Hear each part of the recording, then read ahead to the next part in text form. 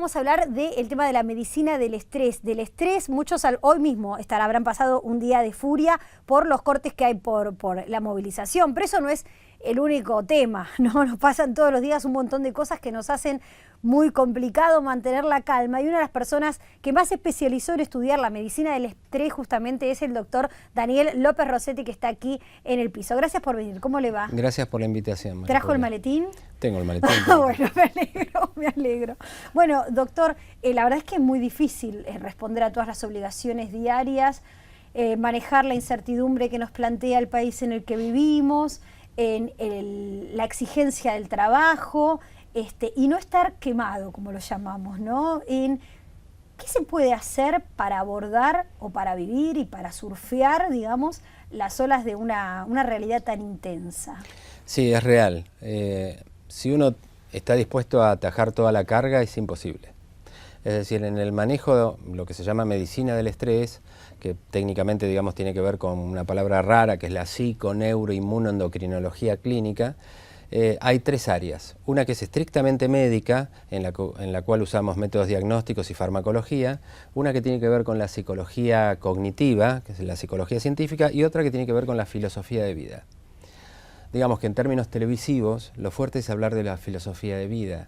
Yo escuchaba recién la presentación. El trabajo, los chicos, los piquetes, las manifestaciones, llego a tal horario pero hay un corte, y la calle, pero me dan un trabajo y agarro y digo esto, y obviamente mi mochila se va a llenar. Y la verdad que el mundo moderno tiene cantidad de sobrecargas. Nosotros en la especialidad lo llamamos carga alostática, que no es otra cosa que la carga, María Julia, que llevamos en la mochila. Todos tenemos una mochila. Y el estrés, ¿pero eso es energía? O sea, carga alostática, ¿a qué alude ese término? Al peso que llevamos. Imaginemos un mochilero que lleva una mochila con una carga y camina habitualmente, arma su carpa, se levanta al día siguiente y sigue. Si la relación entre la carga que lleva, el peso que lleva y su resistencia física está bien, el mochilero anda bárbaro. Pueden pasar tres cosas: que un día la carga, el peso que lleva la mochila sea más que el anterior, le resulte mucho peso. Puede ser que el mochilero pierda fuerza con la misma carga, o ambas cosas al mismo tiempo, más carga y pérdida de fuerza. Ahora, esto es estrés, cuando la carga supera la fuerza. Entonces ahí viene la filosofía, y ahí hay un montón de herramientas. Claro, porque digo, ¿no? Esa situación que usted describe, mucha gente que nos esté viendo o que nos vaya a ver luego en la página se va a sentir identificada. Sí, yo tengo una mochila que me pesa más de lo que puedo soportar. Y entonces empieza a sentir los síntomas de cansancio permanente, los síntomas de tal vez irritabilidad, los síntomas de angustia, de dolor de pecho, de angustia, de dolores musculares, pero tiene que seguir cargando esa mochila porque pareciera que esas obligaciones hay que cumplirlas. ¿Por dónde arranca una persona que siente que está cargando más de lo que puede? Primero, por estar consciente de la situación, es decir, recién el síntoma, estar perceptivo a los mensajes que el cuerpo envía. Si tengo síntomas, no estoy bien. Uno va por la calle y se encuentra con una persona que dice, ¿cómo andás? Se agarra la cabeza, toma una aspirina y después dice bien. No andás bien. Si te duele la cabeza, duele el cuello y tomas una aspirina, no andás bien. Algo pasa. Lo que pasa es que nos acostumbramos a tener ciertas dolencias como habituales o normales porque el cuerpo es muy plástico y perdona por mucho tiempo. Pero esto no es bueno.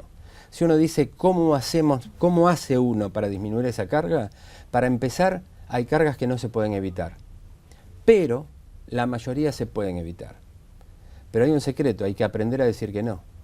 Doctor Daniel López Rossetti hablando del estrés y de qué puede hacer la medicina sobre el estrés, porque si bien es una palabra muy recurrente en el vocabulario de cualquiera, no solo de los argentinos, de cualquiera en el mundo, la medicina también ya tiene desarrolladas muchas áreas que ha combinado y coordinado para poder afrontar las herramientas para poder combatir. ¿Combatir está bien? ¿O para poder domar el estrés? Combatir, domar, cada uno le puede encontrar la palabra.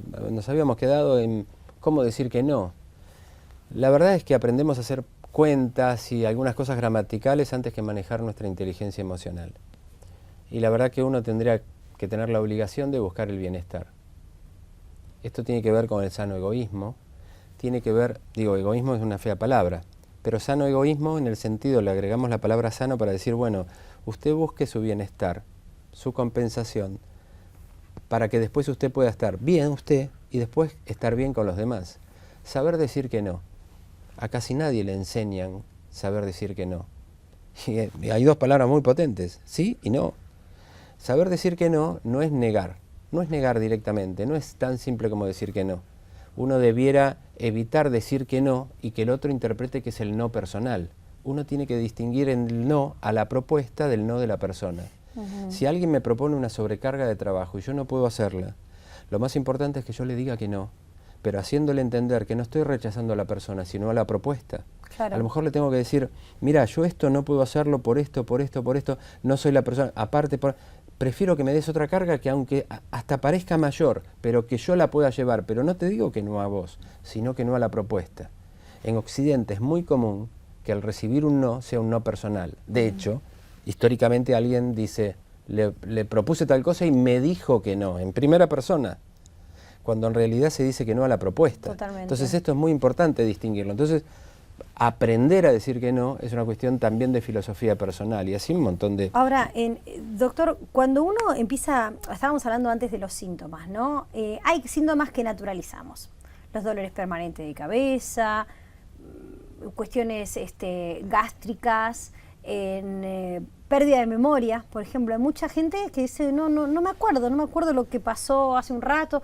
O sea, esas son cosas a las que son comunes en el mundo moderno que vivimos, que son un síntoma al que hay que prestarle atención y que son una alarma. ¿Cómo hacemos? No hay que naturalizar nada. El dolor no es natural. El dolor es una señal de alarma que el cuerpo envía para que tomemos conciencia de que algo sucede. Entonces, no hay que tomarlo como normal. Se encuentran dos mujeres y una le dice a la otra, vos con la menstruación tenés dolor, lo normal. Claro. ¿Para qué es lo normal? Porque puede haber molestia, puede haber disconfort, puede haber ciertas... Pero lo normal no es tener dolor, sino a lo mejor yo tengo una poliquistosis años sin saber que la tuve y me entero cuando tengo alguna enfermedad o no puedo quedar embarazada. Entonces, digo, no es normal tener determinadas cosas. Entonces, es muy importante no naturalizar cosas. Si no duermo, no es normal. Si no duermo, está bien, puedo tomar un tal medicamento un tiempo. Hay personas que toman alcohol a la noche y dicen, bueno, no duermo bien, pero tomo algo, tal bebida alcohólica y me duermo. Bueno, pero eso no está... O sea, lo puede hacer una vez, 2 veces, 5 veces, pero no es normal. Si algo no anda bien, es como... Nosotros sentimos el calor para quemarnos cuando tocamos algo caliente, porque si no se quema la piel. Son mecanismos de defensa. Claro. Y el dolor es el principal. No hay que naturalizar cosas. ¿Cómo se aborda el estrés? Con inteligencia emocional.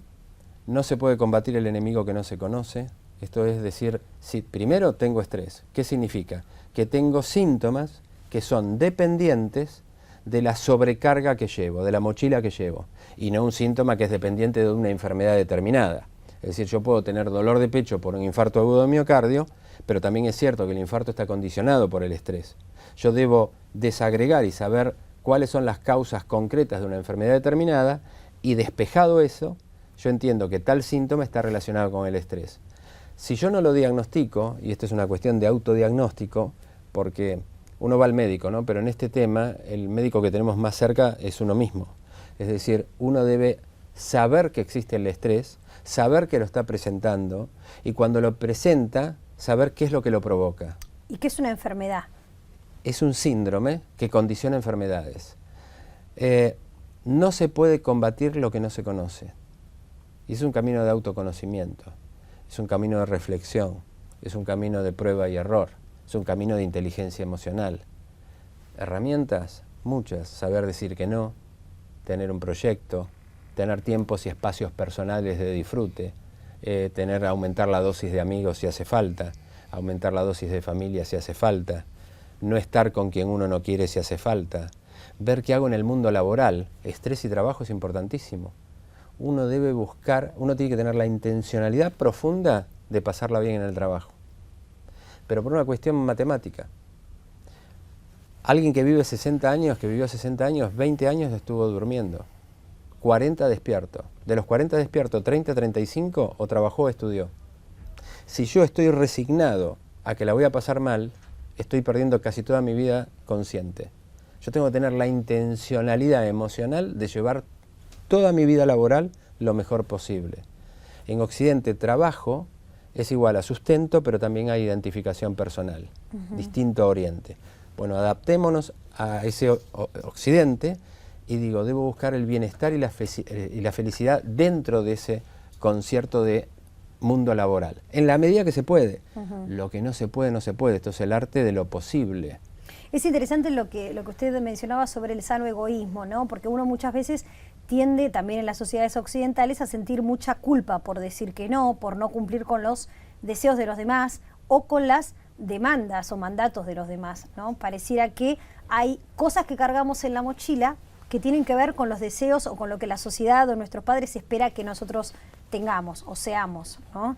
Y eso también es muy fuerte. Estoy pensando, por ejemplo, en la gente de mi generación y en el tema de los mandatos sociales sobre la familia, sobre los hijos, sobre ser exitoso en el trabajo, sobre tener determinado estatus social. O sea, es como muchas cosas que deberían suceder y que pareciera que materialmente es casi imposible de combinar, ¿no? Cuando decimos el manejo del no, implica el manejo de la culpa, porque automáticamente un no, el otro o el mundo de los otros hacen sentir culpa.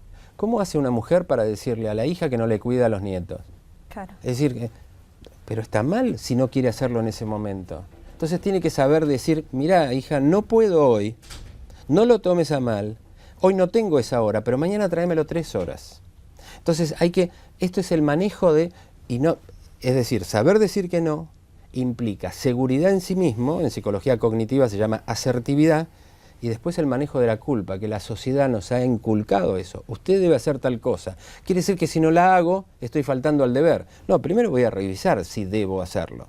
Claro, por ejemplo, la sociabilidad, ¿no? Con tantas capacidades que uno tiene de relacionarse con gente, uno podría tener, qué sé yo, 10 grupos sociales a los que pertenece. Claro. O sea, cumplir con, no sé, compañeros del colegio, compañeros del club, amigos del Facebook, compañeros de trabajo, compañeros de la pareja, o sea, sería prácticamente imposible en la agenda cumplir con todos esos compromisos, pero a su vez uno no quiere sentirse mal educado o desaprensivo, pero en ese tema también, ¿no? De cómo manejar el tiempo libre, hay mucho de valor, ¿no? En el hospital, en el programa de manejo del estrés, uno de los talleres es manejo del tiempo, otro es manejo del dinero, otro es el manejo del no, otro es el proyecto, otro es el no juzgar. Y así una serie de cuestiones. ¿Juzgar trae estrés? Bueno, es todo un tema saber qué significa juzgar, porque en términos generales las personas hacemos afirmaciones. Por ejemplo, yo digo una afirmación, y esto es un slide que pasamos en el hospital a los pacientes.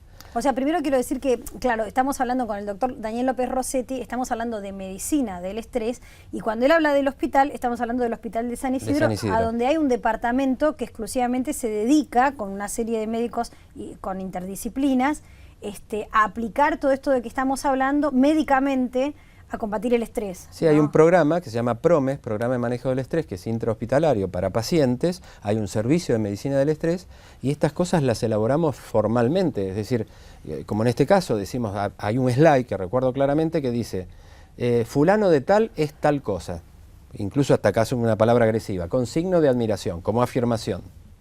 Lo que le sigue a eso es mostrar la misma afirmación, pero con signo de interrogación. Si yo aprendo a decirme, fulano es tal cosa, pero si en un momento salgo de mí y me digo, fulano, ¿es tal cosa? Con eso que me permita dudar, ese solo hecho de permitirme dudar me puede abrir un camino inmenso. Alguien dijo una frase una vez, todo discutible y seguramente dentro de un concierto, pero la utilizo.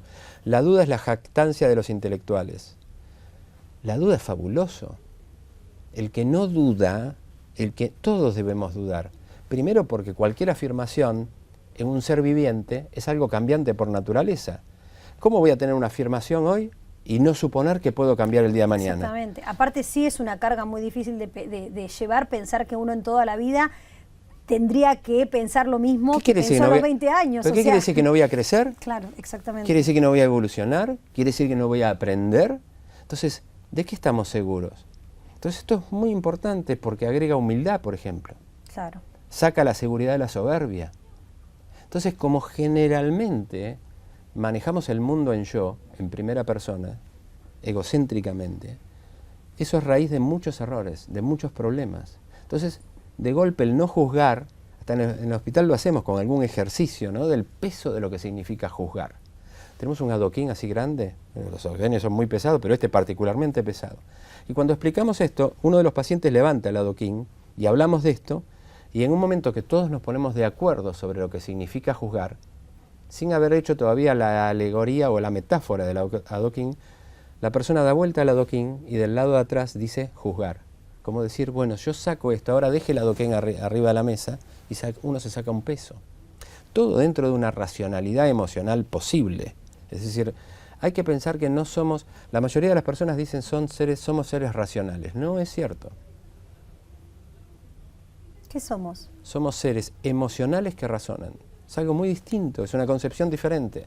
Si el hombre tiene 5 millones de años de evolución, o de un Australopithecus afarensis de Centro África, de Etiopía, de ahí para acá, 3,5 millones de años, la mayoría del tiempo fue un ser emocional. Recién racionalizamos cosas hace muy pocos años. Nuestra base es fuertemente emocional. No somos seres racionales, somos seres emocionales que razonan. Las personas dicen, no quiero hacer tal cosa. Y lo dicen en un término afirmativo y lo explican racionalmente para que los demás les crean y ellos se creen esa creencia. Y a lo mejor no quieren hacer tal cosa porque simplemente no se les canta y no quieren y no les gusta. Después la emoción la racionalizamos para que sea vendible, claro, en un mercado social. Para que sea justificable. ¿Sí? Para que parezca razonable. No, ¿sabes qué? No tengo ganas. Sí.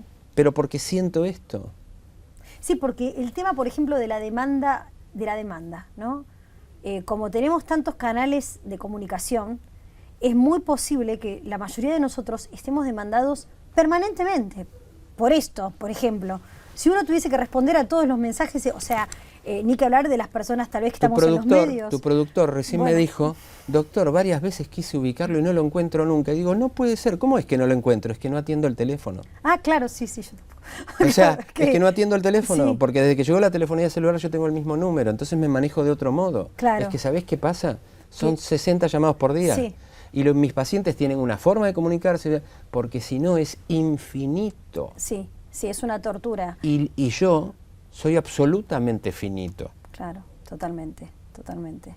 Entonces, bueno, estos aspectos me interesaban mucho, la manera de abordaje que usted estaba contando. ¿Esto sucede en el Hospital de San Isidro, en algún otro hospital más?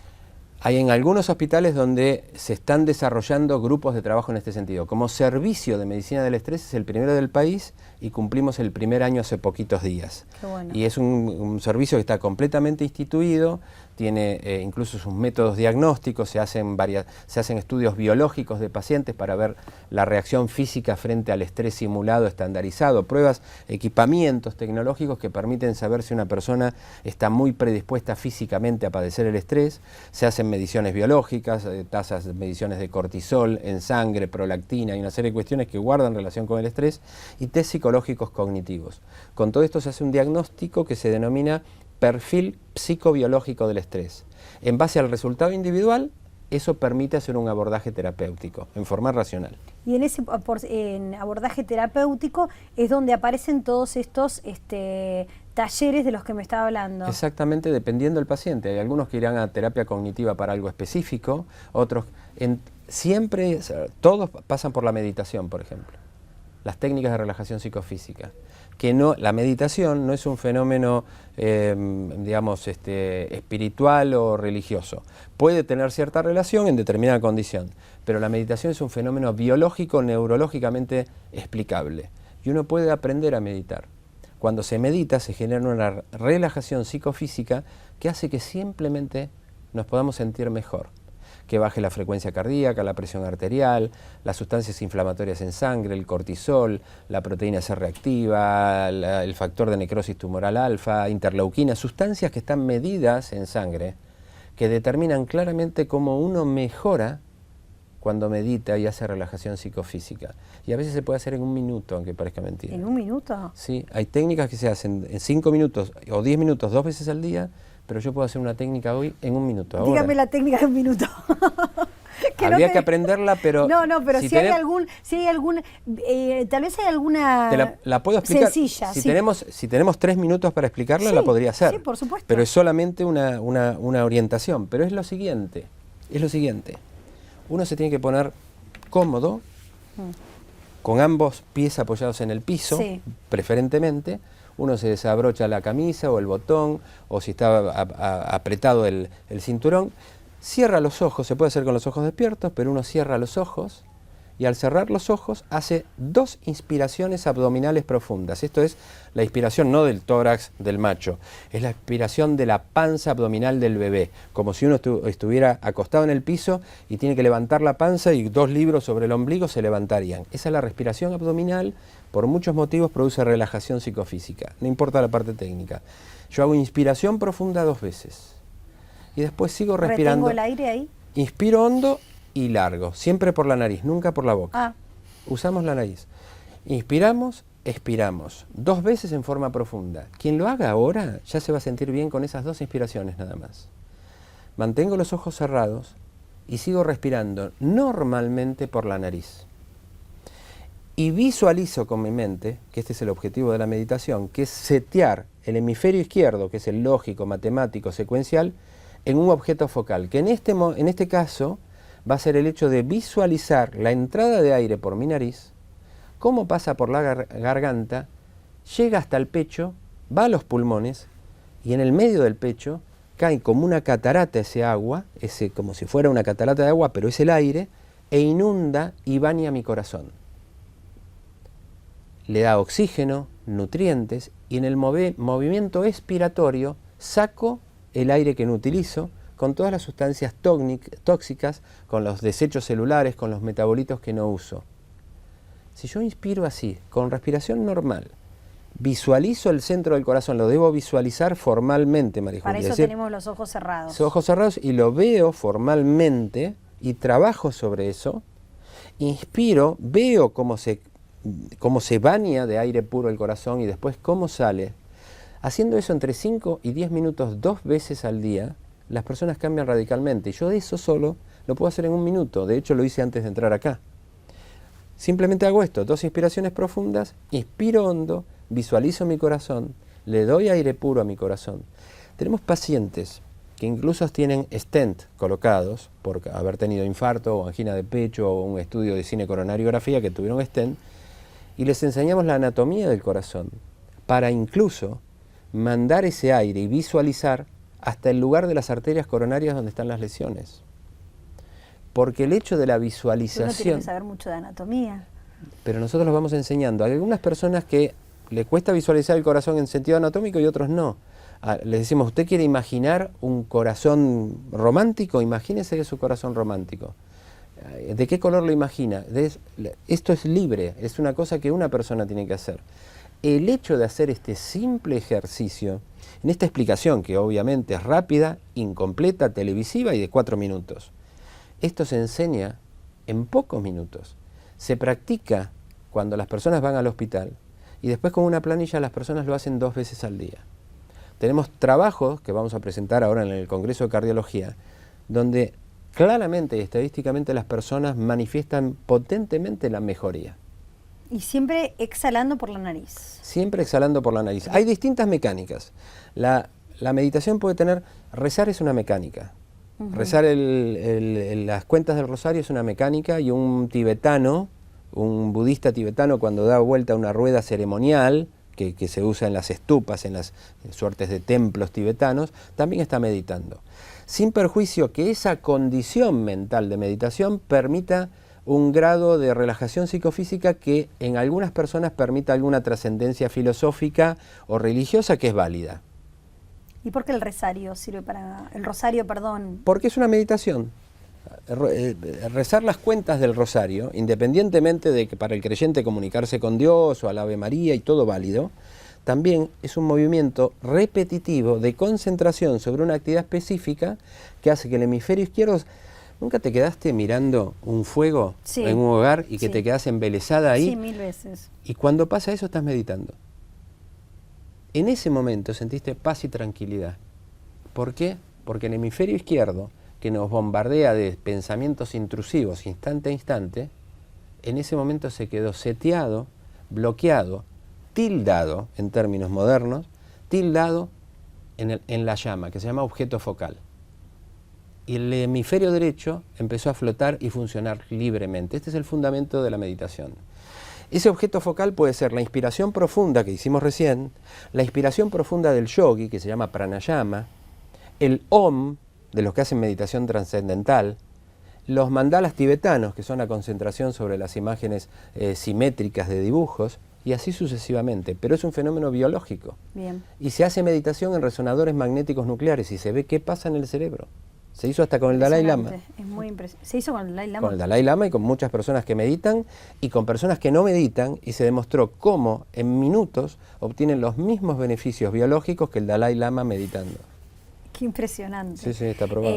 Doctor, ¿es entonces esto al estar disponible en el servicio del Hospital San Isidro, es una cuestión abierta al público y es gratuita? un hospital público, sí, se saca turno, es un servicio público. Muchísimas gracias. No, gracias por la invitación. No sé si los ha relajado a los colegas del control, pero hace un rato que no me están hablando por la cucaracha, así que ahora les voy a preguntar. Ahora los podemos activar. Vamos, tanda, ya volvemos.